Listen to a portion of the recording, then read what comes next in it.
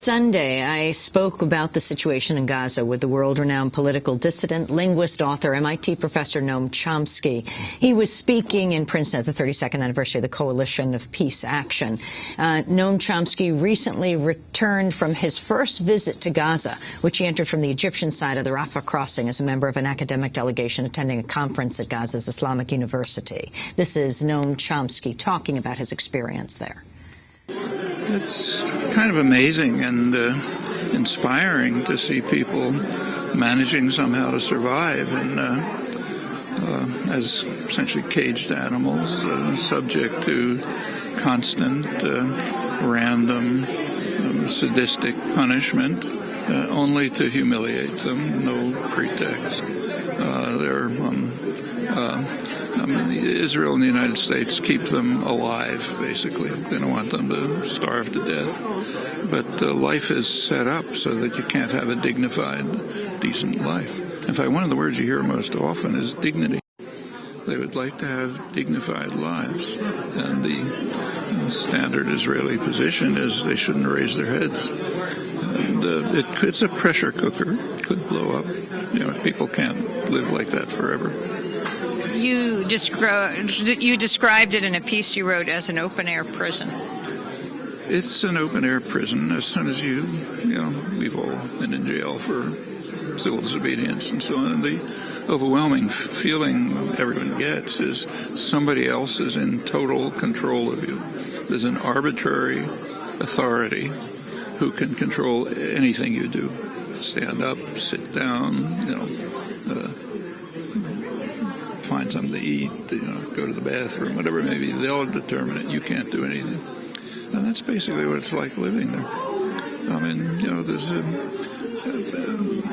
people find ways to adapt, but it's just a constant, it's constant subjugation to an external force which has no purpose except to humiliate you.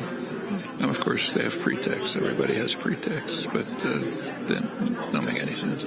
This was the first time you were there, though you've written about this for decades. I've written about it forever, and I've tried to get in a couple of times from the Israeli side, but it was always closed. So this is the first time I made it. We came through Egypt. And how hard was it to get through from Egypt? There's a lot of bureaucratic hassles, and the border's still apparently controlled by the Mukhabarat, the old security services, who were close to, they were under Mubarak, they're close to the Mossad, close to Israeli, at the CIA, and a lot of it, it's hard to know how much is just bureaucrats trying to make life difficult for you, and how much is planned harassment. I mean, for people like us, what does it matter? So we wasted 2 days, but for the Gazans, it's no joke. I mean, if you want to go through something like passport control, you sit for 3 hours while they're doing pointless things.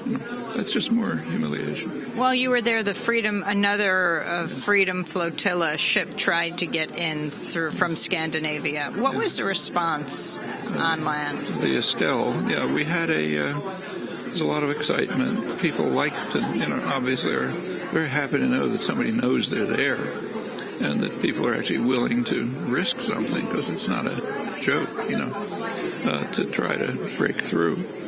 And we had a press conference at the port, and to my amazement, it was actually covered in the most reactionary newspaper in Israel, Sheldon Adelson's newspaper, Israel Hayom. Look it up.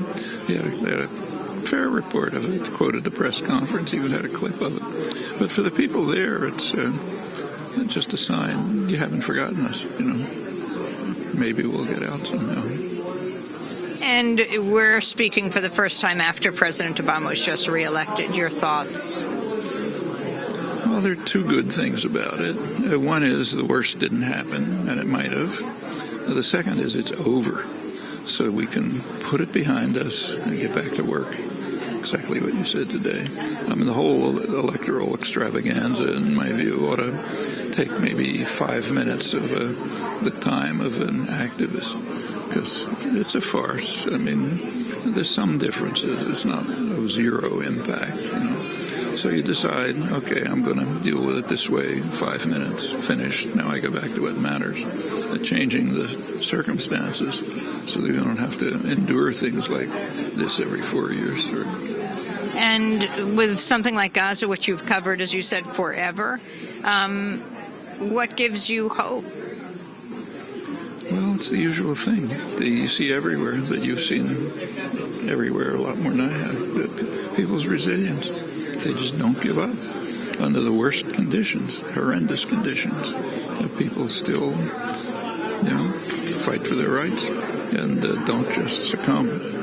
And it's a lesson for people from the West. I mean, we talk about repression, but undetectable by comparison with what most people in the world face. And if they can struggle on under really harsh and brutal conditions, tells us we ought to be doing a lot more.